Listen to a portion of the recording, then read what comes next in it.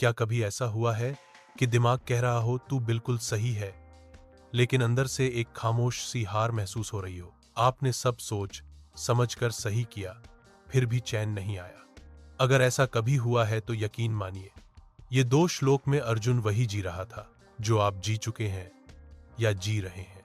आज हम देखेंगे अर्जुन की उस स्थिति को जहां वो युद्ध से नहीं, अपनों को खोने के डर से पीछे हटता है। क्या वो डरपोक बन गया है या भावनाशील? क्या सही करना हर बार तलवार उठाना ही होता है?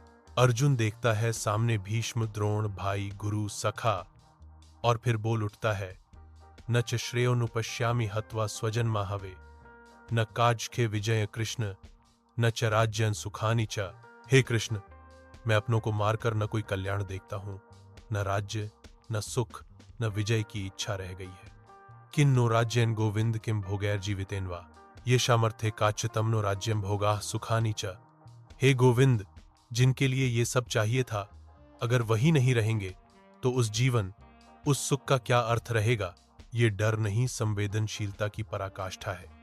जब हम जानते हैं कि रास्ता सही है पर उस पर चलना भारी लगता है।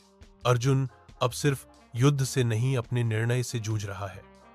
और यही तो होता है जब कोई लड़की अपने घर से दूर जाकर नौकरी करना चाहती है, लेकिन घर वाले कहते हैं शादी कर लो।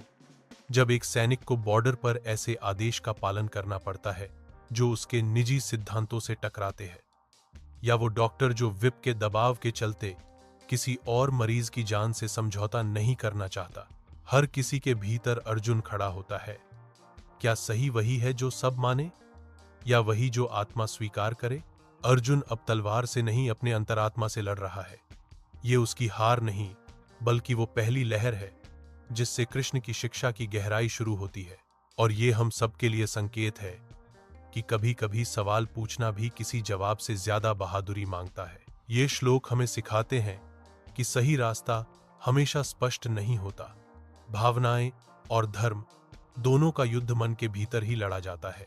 क्या आपने कभी ऐसा फैसला लिया जिसमें आप सही थे लेकिन फिर भी चैन नहीं आया? अब आप हमें कमेंट करके बताएं, क्योंकि आपकी कहानी किसी और के अंदर के अर्जुन को जगा सकती है।